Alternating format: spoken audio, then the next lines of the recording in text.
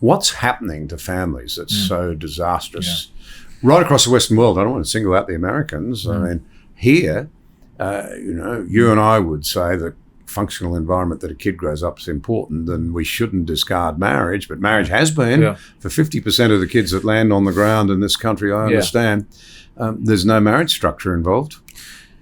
Yes, that's right. And half of all children are now living in homes without both of their parents. So we have exploded the traditional model of the family, and there are a whole bunch of causes of that. But the one thing that I think the state can do is to support the model of family life that is, as it were, historically endorsed. It's the one that we've had traditionally. It's the one that most people want. And it's so interesting how, despite all the, as it were, attacks on marriage, despite the whole individualistic culture which says it's all about me and my journey, and I don't need other people, I'm just going to seek my own path. Despite all of that narcissistic culture we have, still what people want, what everybody wants, is to settle down, to find some one person to commit themselves to and settle down with. You hope for life, and to have children with them, and to stay together through as those children grow up. You won't find anyone who doesn't really want that for themselves. I mean, you might find a few, but there's this golden thread of the ideal of commitment and staying together, and fidelity, faithfulness, and essentially putting other people ahead of yourself. This is what we want. This isn't some quirky, kooky, conservative idea. This is what everybody wants. And so it's such a shame that we're talking about elite culture. It is such a shame that we seem unable to make the case for that model when it's what the public, every individual, seems to want for themselves.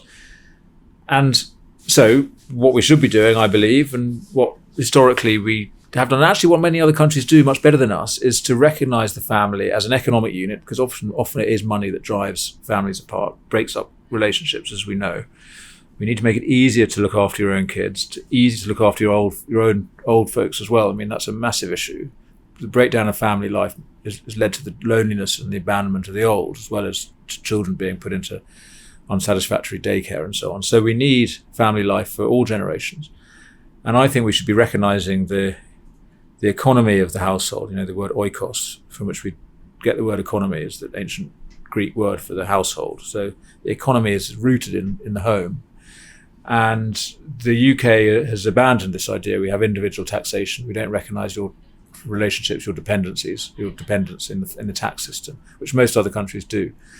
Nor do we give any support for marriage, which is overwhelmingly the best predictor of stability and the endurance of a couple relationship. And then there's a whole bunch of practical stuff. House building. We build houses for individuals, single people rather than families. We have a chronically bad transport system, so people spending long hours and commuting, which is bad for family life. We have a very dislocated economy anyway, which means you can't get a good job near your home unless you live in a big city.